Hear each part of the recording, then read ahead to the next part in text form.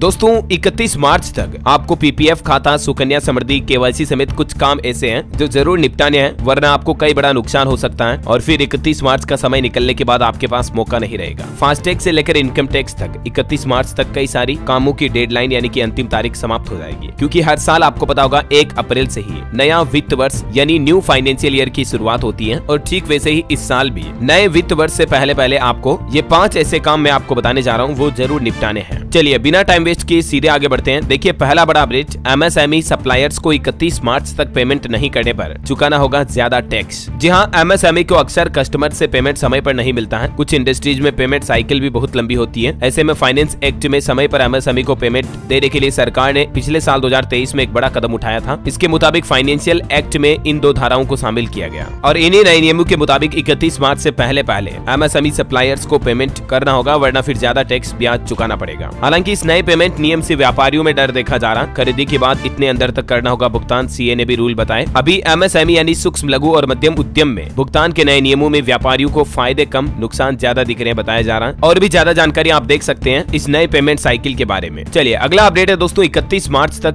बाकी और 4 काम ऐसे जरूरी काम है जो आपको निपटाने हैं। इनकम टैक्स छूट के लिए अगर आप निवेश करना चाहते हैं तो भी 31 मार्च तक मौका है। सुकन्या समृद्धि योजना और पीपीएफ जैसे छोटी बचत योजना के खातों में मिनिमम अमाउंट जमा करने की भी लास्ट डेट 31 मार्च ही है। सबसे पहले बात करें सुकन्या और पीपीएफ में, हर साल एक वित्त वर्ष के अनुसार इनमें मिनिमम अमाउंट जमा करनी होती है, वरना आपका ये जो सुकन्या समृद्धि योजना का खाता है वो बंद हो जाएगा, डीएक्टिवेट हो जाएगा। फिर वापस एक्टिव करने के लिए आपको जुर्माना भी देना पड़ सकता है। तो इनमें 500 रुपए मिनिमम पैसा जमा करना होता है और सुकन्या समृद्धि योजना में 250 रुपए मिनिमम अमाउंट होता है। ओके, और अगला नियम देखिए आप, टैक्स सेविंग इन्वेस्टमेंट के लिए भी अगर आप इन योजनाओं में खाता खुलवाना चाहते हैं या एटीसी एटीडी का फायदा लेना चाहते हैं तो 31 मार्च तक आपको एफडी, ईएलएसएस या बीमा पॉलिसीज या इस तरह की बचत योजनाओं में खाता खुलवाकर निवेश कर देना चाहिए। इनकम टैक्स एक्ट के सेक्शन 80C के तहत आप अपनी कुल आय से 1.5 लाख रुपए की कटौती का दावा कर सकते हैं, यानी 1.5 लाख रुपए तक की आप टैक्स छूट पा सकते हैं 80C के तहत। और टैक्स छूट के साथ इन स्कीम पर आपको बेहतर ब्याज भी मिल जाता है, जिसमें एक तो पीपीएफ हो गई, सीनियर सिटीजन सेविंग स्कीम हो गई, सुकन्या समृद्धि तो है ही, post office national saving certificate योजना और पोस्ट ऑफिस टाइम डिपोजिट योजना। इनमें लगभग 7.5-8% तक रिटर्न मिल रहा है, राइट। तो इन योजनाओं में आप निवेश कर सकते हैं इस वित्त वर्ष की टैक्स छूट का फायदा लेने के लिए 31 मार्च तक। चलिए अगला अपडेट है, फास्टैग की केवाईसी जरूर करवा लें अगर आपने अभी तक भी फास्टैग की केवाईसी नहीं करवाई है तो, वरना फिर